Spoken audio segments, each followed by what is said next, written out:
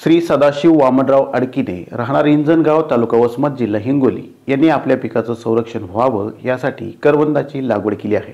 करवंदामुळे त्यांच्या पिकाचं संरक्षण तर होतच, त्याचबरोबर करवंदाच्या विक्रीतून त्यांना काही पैसे सुद्धा मिळतात। जाणून घेऊया सदाशिवजी यांच्याकडूनच। मी सदाशिव वामनराव अडकीने राहणार इंजनगाव तालुका वसमत जिल्हा हिंगोली येथील शेतकरी असून मी नैसर्गिक कुंपण याला आपण बायो फेन्सिंग म्हणूयात, हे केवळ 2.25 फुटाच्या व्यासामध्ये ठेवलेलं हे करवंदाचं फेन्सिंग आहे।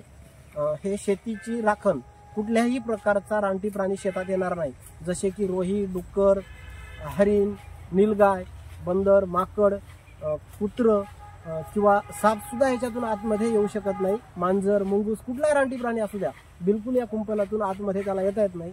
या कुंपणाचा जास्तीत जास्त शेतकऱ्यांना फायदा होईल जर शेतकऱ्यांनी केला तर।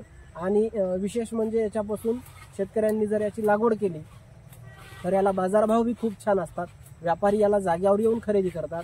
दुसरी गोष्ट, याच्यापासून जे की विटॅमिन सी आपण म्हणूयात किंवा जीवनसत्व क म्हणूयात, जीवनसत्व क भरपूर प्रमाणात मिळतात। आयुर्वेदामध्ये करवंदाला भरपूर हे आहे, महत्त्व आहे। आणि याच्यामुळे करवंदापासून विविध पदार्थ सुद्धा तयार करता येतात, जसे की लोणचं आहे, चेरी आहे, माउथ फ्रेशनर आहे, काही अंशी याचा मुरब्बा आहे, कॅन्डी आहे, ज्यूस आहे, सरबत आहे, असे विविध याचे आपल्याला 12 प्रोडक्ट सुद्धा याचे बनवता येतात।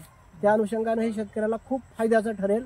आपण आता हे पाहू शकताय, पाठीमागे हे जे दिसत आहेत हे पूर्ण करवंद आहे। त्याच्यामध्ये 20 टन यावर्षीचे करवंद आपण ठेवलेले आहेत स्टॉक करून, आणि हे प्रोसेसिंगचं काम इथं आपण हाती धरलेलं आहे।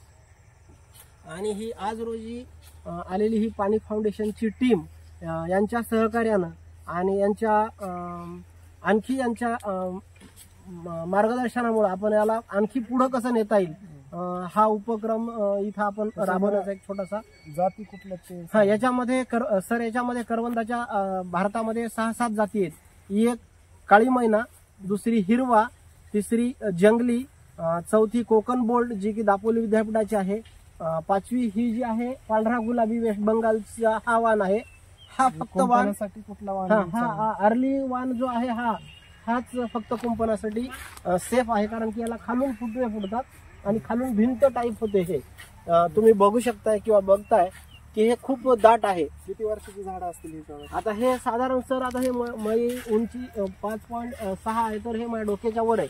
6 फुटाच्या वर हे गेलेलं आहे। हे फक्त 2 वर्षाचे ही 2 वर्ष झाले याला पूर्ण। फळ पण 2 वर्ष? हो, 2 वर्षातच। तर यावर्षी आमचा ऑगस्टमध्येच तोडा झाला याचा पहिला तोडा। इथं मला एकरी 2.5 टनानं सुरुवात झाली पहिल्या वर्षी, म्हणजे 2.5 टन करवंद मला मिळाले। आणि मॅच्युरिटी कुठल्याही फळबागेत मॅच्युरिटी पिरियड असतो तो म्हणजे 6-7 वर्षाचा। 6-7 वर्षाच्या नंतर एकरी 10 टन उत्पादन देते हे। पुढचे 35 ते 40 वर्ष याला साधारण कमीत कमी 40 रुपये दर लागू शकतो, आणि जास्तीत जास्त आम्हाला 50-62 असा वेगवेगळा दर मिळालेला आहे। आणि एकरी मॅच्युअर्ड बागेपासून 10 टन याचं उत्पादन निघते, आपल्याला निघालेलं आहे। हे पाठीमागे जे आहे ते 20 टन पूर्ण करवंद आपण जमा केलेलं आहे। धन्यवाद। तर ही होती जैविक कुंपणाविषयी अतिशय महत्त्वपूर्ण अशी माहिती। आजच्या बातम्या तिथेच थांबूयात। अधिक माहितीसाठी पाहत राहा बातम्या आपल्या गटांच्या, बातम्या फार्मर कपच्या।